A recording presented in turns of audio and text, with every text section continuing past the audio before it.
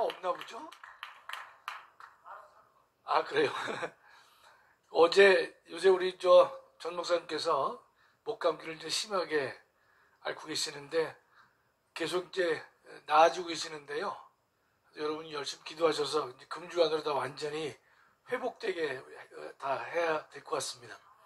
어제 제주도에서 올라올 때 목사님이 좀 피곤하셔서 오늘 방송을 넣으라 해서 안 하실 것이다 라고 이제 예상을 하고 제가 잤는데요. 아침에 카톡이 왔어요. 그래서 오늘 방송 합니다 이렇게 왔어요. 쉽니다인데 제가 잘못 봤습니다. 합니다예요. 그래서 후다가 일어나가지고 샤워하고 이렇게 보니까 쉽니다입니다. 쉽니다. 그래서 저는 오늘 방송하시고 1시에 뭐 교육이 있다 그래가지고요. 2개 다 하는 줄 알았는데 다행히 오전에 쉽니다를 제가 합니다로 알아가지고 제가 실수를 했었죠.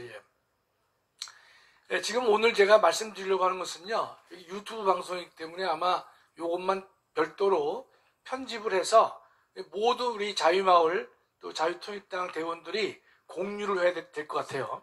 이게 뭔가면 지금 이제 비례대표를 만들 때 병리평이 뭐냐, 연동형 비례대표가 뭐냐, 준연동형은 뭐냐, 그 다음에 지금 한동훈이가 병리평으로 한다고 제안을 했는데 우리 자유통일당에는 어떠한 득실이 있느냐, 그걸 이제 우리가 한번 이제 보는 것이죠. 근데 여러분이 연동형 비례대표에 대해서는 웬만한 사람에 얘기해서는 이게 알기가 어렵습니다. 전화되니까 가능한데 저도 목사님 닮아가. 자, 병리평 보겠습니다. 병리평이 앞서서 다수대표, 소수대표, 비례대표가 있는데 잠깐의 헌법 공부를 하겠습니다. 어렵지 않아요. 진짜 다수대표는 1등만 당선되는 겁니다. 여러분 우리 국회의원 선거라든지 보면 그 한 선거구에서 1등만 당선되죠? 어렵지 않죠? 그래서 1등이 3만 표를 얻었고 2등이 2만, 3등이 10,000표 얻었다 그러면 1등만 당선됩니다. 1등이 과반수를 얻어야 될 것이냐? 그거 필요 없어요. 무조건 1등만 당선돼요. 지금의 그래서 국회의원 선거는 무슨 대표제입니까? 다수대표제입니다.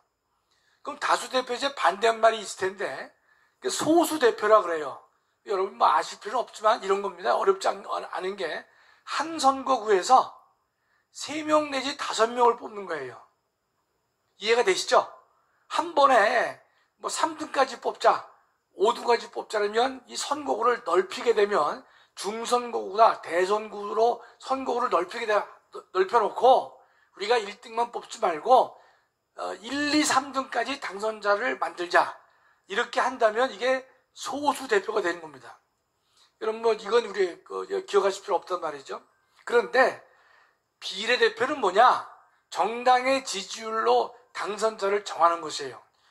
이 다수대표제 반대말은 아닌데 하여튼 연관이 되는 것입니다. 다음이요. 자, 가장 쉬운 병리평. 지역은 253 지역구에서 대표를 어떻게 뽑죠? 다수 대표를 뽑아요. 그렇죠? 제1투표는 이 후보자를 선출하는 것이죠. 그런데 우리나라는 지금 비례대표가 47석입니다. 그러면 국민들은 투표장이 2장이죠. 하나는 후보를 뽑고 제2투표는 정당을 지지합니다. 그렇죠? 그러면 가로에 정당이 얻은 득표율에 따라서 47석을 나눠주는 거예요. 그렇죠? 다 알고 있는 거예요. 자, 여기서 253과 47석은 관련이 있을까요? 없을까요? 없어요. 그러니까 253은 253대로 뽑고 어떤 정당이 253에서 150을 얻건 180을 얻건 우리가 이번에 목표는 200을 얻건 간에 비례대표와는 관계가 없다는 뜻이에요. 그렇죠? 이걸 병리평이라고 얘기를 하는 겁니다. 양자가 관계가 없어요. 그런데 지금 우리나라는 어떤 제도인가 하면 이 비례대표 47석을 우리가 할당받으려면 지역에서 5석 의석을 얻든지 또는 정당 득표율로 3%를 얻어야 됩니다. 그러면 보통 소수 정당은요 지역에서 5석 얻기가 하늘의 별 따기죠. 그렇기 때문에 우리는 어디에 몰두합니까? 전 정당의 3%에 우리가 몰두를 하는 것이에요. 주목하는 것이죠. 그렇죠? 그래서 지난번에 77만 표까지 갔었지만 조금 부족해서 이 비례대표 할당에 참여를 못한 것입니다. 반면에 독일은 여러분 아실 필요는 없지만은 세석 또는 5%입니다. 능력 되신 분은 아마 생각하시겠지만 누가 더 합리적이냐, 정확히 나름 같지만 누가 더 합리적이냐 보면 독일은 3석이거나 뺍시다. 그건 뭐 헌법적 문제니까. 예. 우리는 3%예요. 그렇죠? 다음이요. 자, 연동형 비례대표는 뭐냐? 지역 당선자와 비례대표를 연결을 시키겠다는 거예요. 일단은 조금 전에 병리평은 무관했었어요. 이번에는 연결을 시키자는 거예요. 그런데 이 문장이 이해가 안 될 것입니다. 지역에서 일정 수를 얻은 경우 비례의석에 참석을 불허하겠다. 요 말이 여러분이 쉽게 와닿지 않을 것이에요. 이건 뒤에 다시 설명할게요. 넘겨보겠습니다. 다시 앞으로 가봐. 예. 이 비례대표란 첫 번째 페이지예요. 예. 비례대표를 왜 하게 되느냐? 조금 전에 아까 지역구에서 1등이 3만 표, 2등이 2만 표, 1등이 1만 표 얻었죠? 그러면 국민들 중에서 3만 표를 지지한 1등만 당선됐어요. 그럼 2등에 2만 표, 3등에 1만 표, 3만 표는 의미 없게 사라졌어요. 이해가 되세요? 지역에서 했는데 1등만 당선자가 되니까 2등, 3등, 4등, 5등에게 던져진 국민의 의사는 하나도 국정에 반영되지 않고 무효가 되는 것이에요. 아시겠죠? 사표가 됐단 말이죠. 따라서 다수대표제의 장점은 있지만은 뭐가 문제냐? 한마디로 사표가 많이 발생합니다. 그 말 이해하셔야 돼요. 그렇죠? 그러니까 2등에 2만 표, 3등에 1만 표에 던져진 3만 표가 의미 없이 사라진단 말이죠. 이게 과연 바람직하냐? 그래서 제2투표를 인정한 제2투표. 그럼 뭡니까? 모든 국민이 정당에게 표를 던져보라 이거예요. 던져보면 정당이 얻은 득표수 가지고 47석을 다시 한번 나눠준다면 좀 전에 다수대표제에 있어서의 사표를 어느 정도 극복할 수 있을 것이다 라고 해서 비례대표가 등장한 것입니다. 지금 이제 좀 무슨 소리 하나? 방언하는 걸로 듣는 분이 계시는데 한 번만 얘기가 안 합니다. 비례대표는 왜 만들어졌어요? 다수대표제가 좋긴 하지만 다수대표제에서 2등, 3등, 4등, 5등, 6등 한 사람들의 표는 국정에 반영되지 않으니까 그 사람들의 의사까지도 어떻든지 간에 대표를 만드는데 반영시켜 봐야 되지 않겠느냐 해서 만들어진 게 뭐라고요? 비례대표입니다. 따라서 비례대표는 역사적으로 다수대표제보다 먼저 있었겠어요? 뒤에 있었겠어요? 뒤에 있다는 사실을 아시는 분은 이해가 다 된 거예요. 아시겠죠? 근데 연동형을 가서 보면 지역하고 이 비례대표를 연동을 시킨다. 그 말이 뭐냐 말이죠. 다음이요. 먼저 설명을 하고 갈게요. 자, 정당, 이제 우리가 요번에 투표가 끝났는데, 국민의힘은 정당 지지가 40%야. 민주도 40, 정의 10, 자유통일 10이에요. 이렇게 가정을 한번 해보시자 말이죠. 그렇죠? 40, 40, 10, 10이에요. 그러면 우리 국회의원이 지금 현재 몇 명이죠? 300명이에요. 253하고 47을 생각하지 마시고 300명을 생각해 보세요. 그러면 국민들은 국회의원을 300명 중에서 국힘을 40을 지지했어. 그러면 국힘은 몇 석을 가지고 가기를 원하는 거예요? 120석이에요. 그게 이해가 돼야 됩니다. 그 점을 253하고 47을 생각하지 마세요. 자, 국민이 정당에게 표를 던졌단 말이에요. 던졌는데 40, 40, 10, 10이 됐어요. 그 말은 뭔가면 국민의 전체 뜻은 40%의 국민은 전체 국회의원 중에서 40%를 국힘이 가져가야 된다라고 본 거예요. 이해가 되시죠? 그러면 120,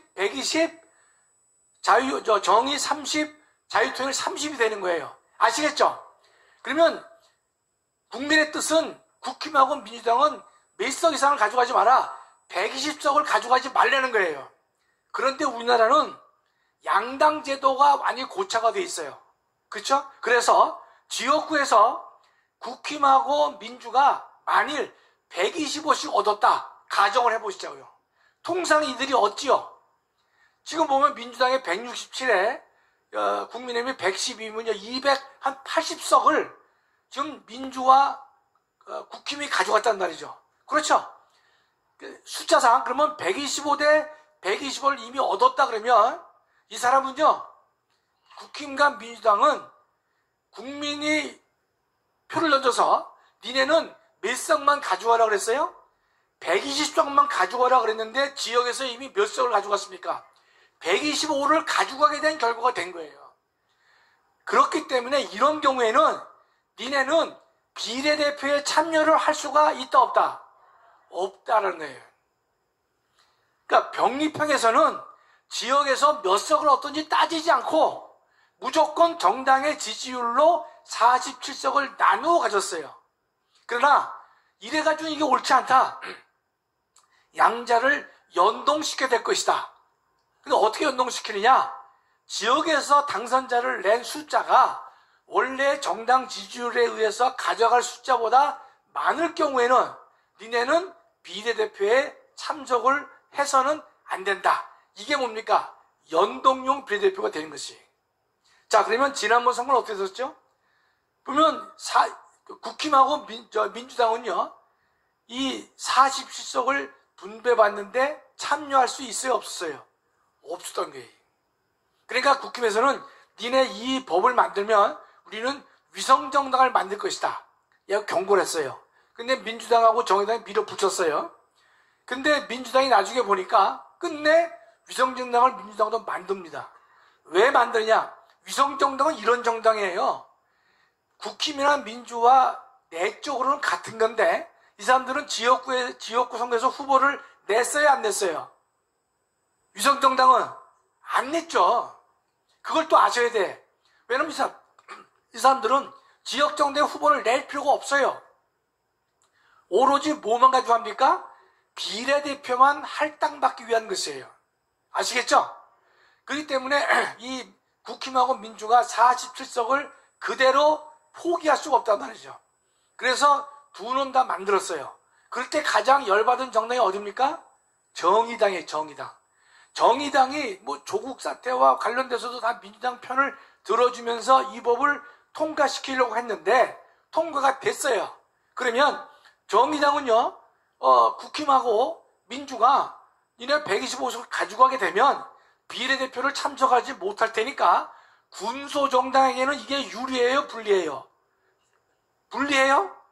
유리하죠. 왜냐면 큰 집 두 군데에서 비례대표를 참석을 못하니까 47석을 정의당, 자유통일당 등등 군소정당이 이걸 가져갈 확률이 매우 높잖아요.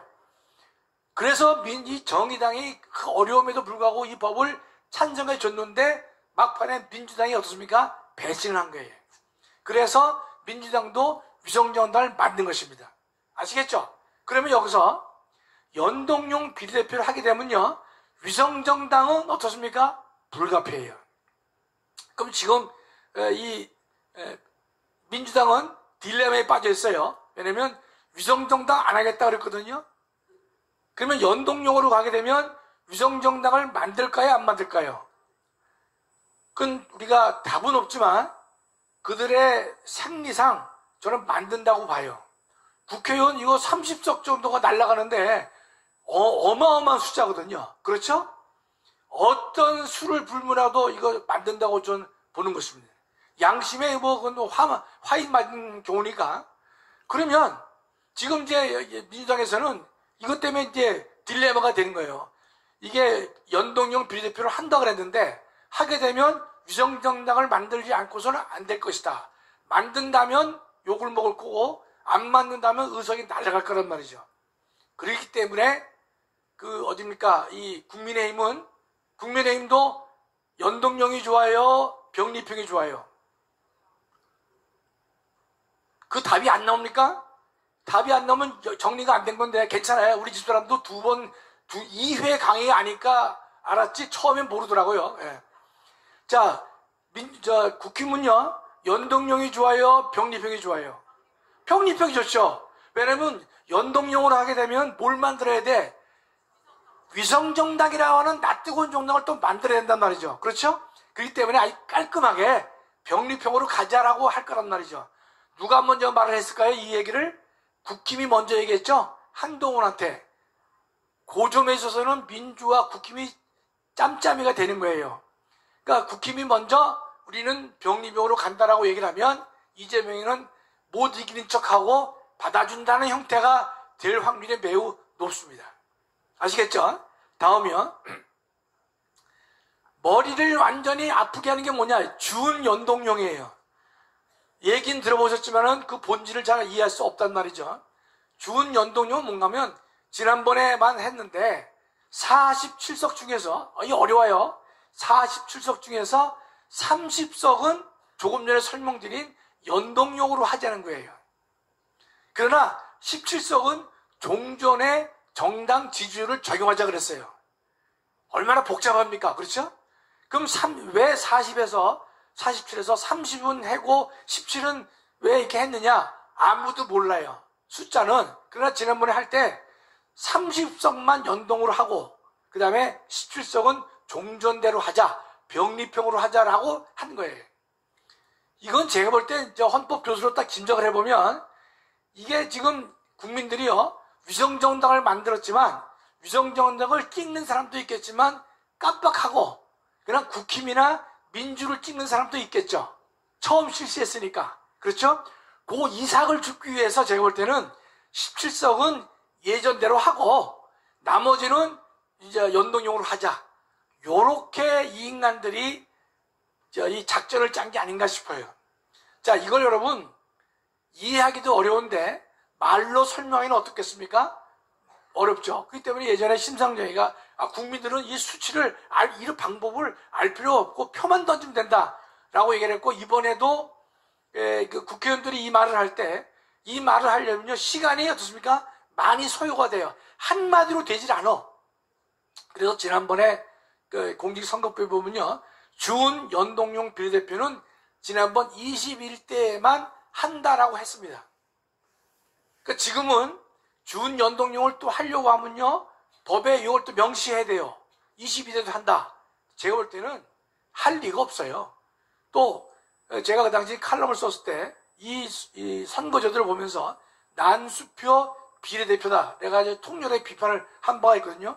이걸 제대로 알 수 있습니까? 병립은 병립, 연동이면 연동이지 거기다 다시 뭐 30석에다 여러분 신문지사에서 보면 캡을 씌웠다는 말이 가끔 등장해요. 그게 뭔가 하면 47 중에서 30석만 연동으로 하자, 요 말을 캡을 씌웠다고, 모자를 씌웠다는 표현을 하게 되는데, 제가 볼 때 이거는 뭐 요새 시정에서 준연동형으로 간다는 말도 있지만 제가 볼 때는 어림없다고 생각합니다. 다음이요. 그 다음에 또 뭐가 있냐면 권역별 비례대표라는 말이 또 한 번 등장했었어요. 이건 뭔가면 서울 수도권만 16석을 주고 대전, 충청, 강원을 15석을 할애하고 부울경, 광주, 전남에게 16석의 비례대표를 주자. 합치면 47석이에요. 요 안은 어디에 그 포인트가 있냐면 연동형 비례대표를 한다 그랬는데 안 하니까 욕을 먹을 테니까 국민들을 또다시 이게 호도시키는 거예요. 그럼 권역별 비례대표를 해보자. 요 안에 큰 장점은요, 부울경, 광주, 전남을 하나로 묶었어요. 하나로. 그러면 국민들한테 영원함의 화합을 시키는 제도가 아니겠느냐, 상당히 좋다, 요런 말을 이제 하게 되지만 이거는 복잡하기만 하고 우리 자유통일에는 이것이 유리할지 불리할지 아직 계산이 잘 나오지 않습니다. 근데 이렇게 되면요, 각 정당은 비례대표 명부를 몇 개 만드느냐? 3개 만들어야 돼요. 그게 무슨 말이겠어요? 그러니까 서울 수도권에서 16명을 뽑으니까 자유통일당이 리스트를 낼 때 서울 수도권의 비례대표 리스트를 내야 됩니다. 아시겠죠? 대전, 충청, 강원이기 때문에 그것도 하나 내야 돼요. 그러면 장경동 목사님 같은 경우는 우리가 하나를 내면 남자 1번인데 만일에 이 제도를 가게 되면요, 서울 수도권에 장 목사님 이름이 있어요, 없어요? 없어요. 대전으로 갈 수밖에 없단 말이죠. 그렇죠? 아주 복잡한데 제가 볼 때는 이것도 그냥 띄우기만 했고 될 확률이 없습니다. 그랬는데 제가 여기다가 쓰진 않았지만 요 인간들이 곤역별 비례대표를 하면서 비례대표에 참여하는 퍼센트를 7%라는 초안을 제가 봤어요. 지금 현재 비례대표는 몇 퍼센트예요? 3%인죠.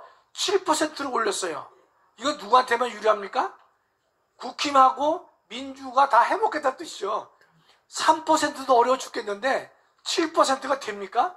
말이 안 된 거죠. 저거 한다면 우리가 데모하러 가야 됩니다. 7% 도저히 성립할 수 없는 것이죠. 그렇죠? 다음이요. 자, 그러면 왜 병립형으로 갈 수밖에 없느냐? 첫째, 국힘하고 민주당이 이해가 일치합니다. 그렇죠? 군소정당을 배제할 수가 있어요. 병립형으로 하게 되면. 연동형 하게 되면 위성정당을 만들지 않는 한 군소정당에게 상당히 길을 터주는 게 됩니다. 그러면 3번부터 보세요. 뭐 조국신당이다, 송영길, 뭐 윤석열 탄핵당이다, 이런 조물의 정당들이 우후죽순으로 만들어질 확률이 있습니다.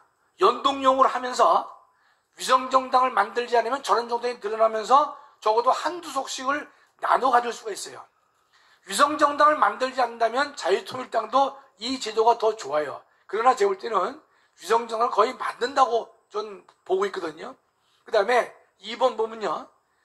이 연동형으로 하게 되면요. 위성정당을 만들게 되면 이재명 입장에서 본다면 민주당을 전제로 해서 비례대표를 추천할 때에 이재명의 파워하고 위성정당이 만들어졌을 때에 위성정당의 후보를 선정할 수 있을 때의 파워는요, 결코 같지 않습니다. 실질적으로 같을지 몰라도 아다르고 어다른 면이 있을 수가 있거든요. 그렇기 때문에 이재명 입장에서는 그 중요한 비례대표 추천권을 직접 행사하려고 하지 뒤에서 행사하는 방법을 취하지 않을 것이다 라고 저는 보고 있는 것입니다. 그러면 우리 자유통일당 입장에서는 병립형과 연동형 중에서 뭐가 유리하냐 불리하냐, 우리는 똑같아요. 근데 연동형 비례대표를 하면서 저들이 위성정당을 만들지 않는다면 연동형이 유리하죠. 그렇죠?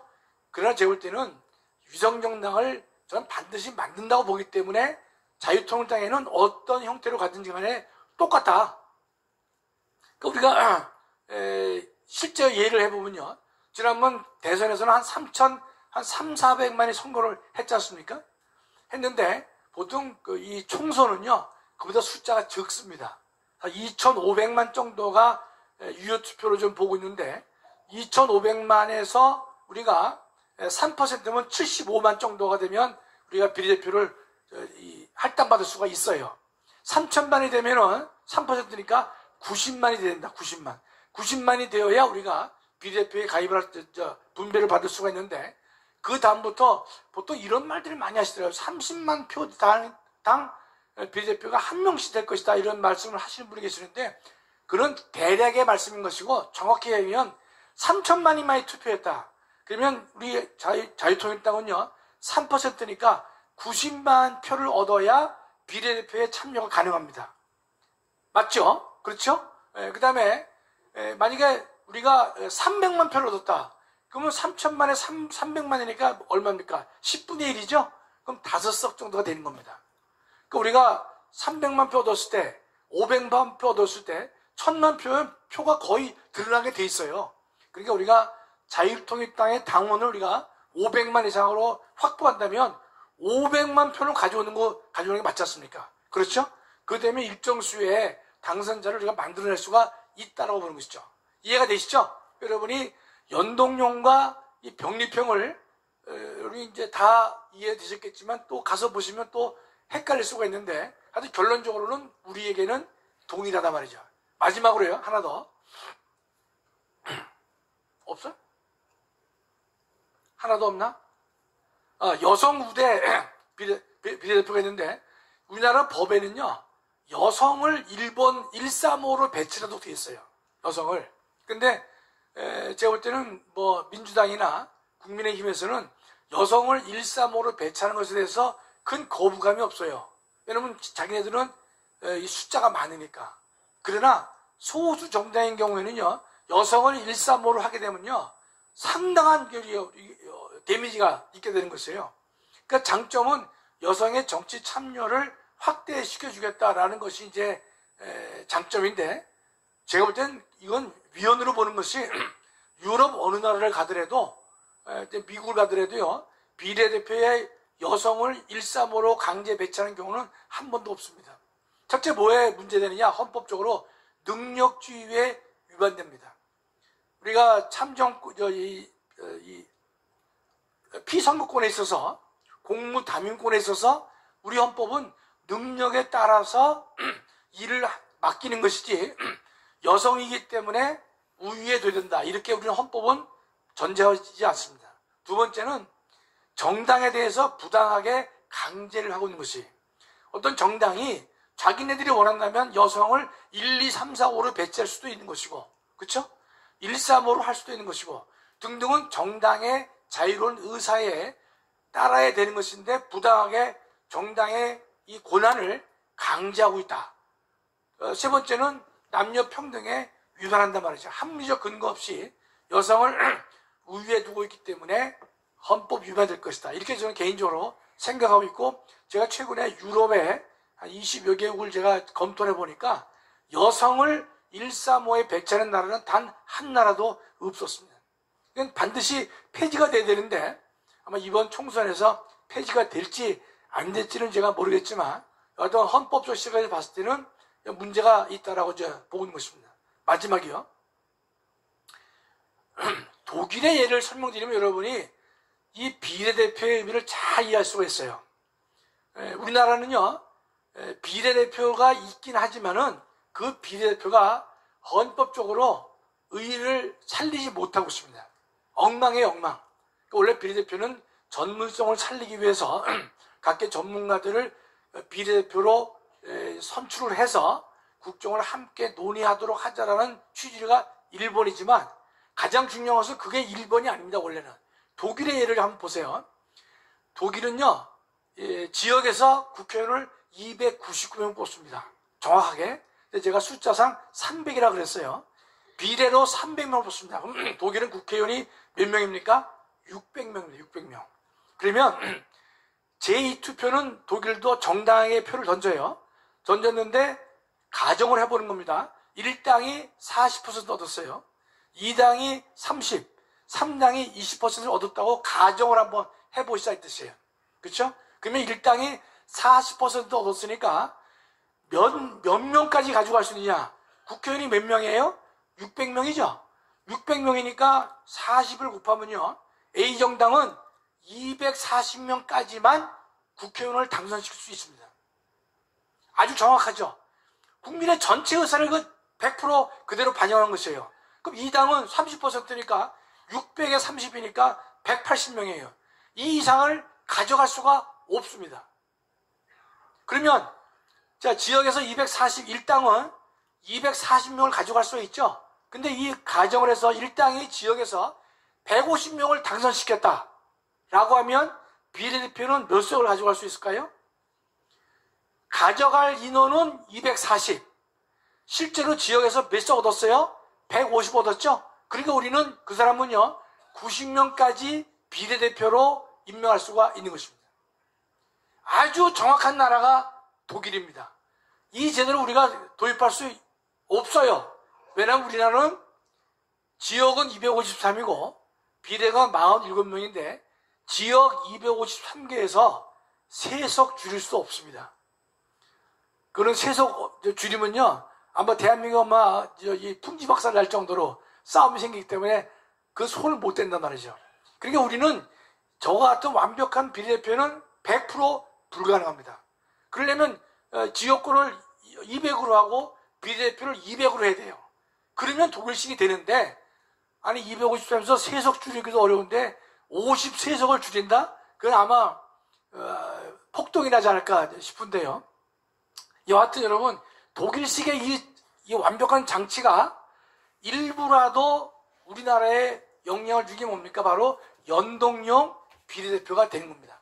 그러니까 지역에서 일정 수를 갖다가 얻었을 때는 정당의 지지에 의해서 정당이 받을 표의 일정 수를 가져갔을 때는 니네는 비례대표에 관여하지 못한다. 이게 연동형 비례대표입니다. 그렇죠? 그러니까 지역의 253과 비례의 47석을 각자 잘라서 나누는 것이 아니라 결과를 연동시켜서 비례대표 의석을 가져가게 하는 것이 좋겠다. 요거는 한 발자국 더 나간 겁니다. 나간 거니까 나갔지만은 결국은 꼼수 때문에 위성정당까지 만들어서 이런 일을 이제 한 것이죠. 결론은 뭡니까? 제가 볼 때는 그냥 병리평으로 갈 것 같고요. 병리평으로 우리 자유통일당 입장에서는 무조건 제가 만약에 3천만이 투표했다 그러면 3%면 90만 표. 그럼 지난번에 77만 표인데 안 됐잖아요. 그러니까 거의 그 숫자가 맞아떨어지는 것이에요. 3천만에 3% 90. 그러니까 300만이 하면 10%를 우리가 가져갈 수 있으니까 4.7이니까 5명 가져올 수 되는 것이고, 만일에 600만이 지지를 받았다. 어마어마합니다. 그럼요. 600만이면 어떻습니까? 600만이면 5분의 1이잖아요. 그렇죠? 5분의 1이죠. 47석에 5분의 1을 가져오게 되기 때문에 엄청난 것이고요. 만약에 500만, 당원이 500만 되면요, 지역구에서도 국민의힘이 몇 석은 우리 자유통일당에 양보할 것으로 봅니다. 그러니까 힘이 세졌기 때문에. 그렇죠?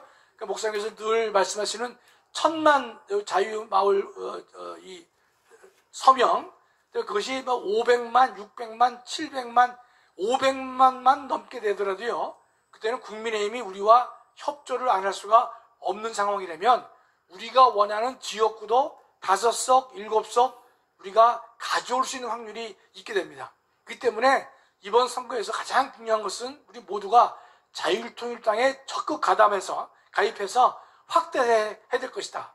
마지막으로 제가 주일날 우리 교인 중에 한 분이 저한테 이런 질문을 하시더래요. 두 분이 각자 질문하셨는데, 자유통일당 가입을 위해서 뭐 빵도 사주고 뭐 이 목도리도 선물하고 그랬다 그래요. 그분이 여기 계신지 모르겠는데 그게 위법이냐 아니냐 묻더라고요. 물으셨는데 제가 주일날 토크하면서 그걸 깜빡 말씀 못 드렸어요. 정당법을 보면요, 그거 사줘도 됩니다. 전혀 문제 안 돼요. 정당법 보니까 제가 입당 강요죄 그것만 처벌해요. 그러니까 정당 가입에 하라고 강요한 거. 강요란 게 뭔가 하면 형법상 용어인데, 폭행이나 협박을 수단으로 개인의 권리 행사를 방해하거나 의무 없는 일을 강제로 시키는 거예요. 폭행과 협박을 수단으로 합니다.